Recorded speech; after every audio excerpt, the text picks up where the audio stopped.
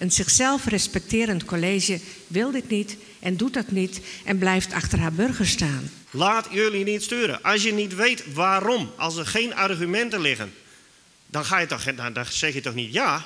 Bot heeft haar een verzetje in het plan, de inwoners van Harskerdijk en Nijenbregen.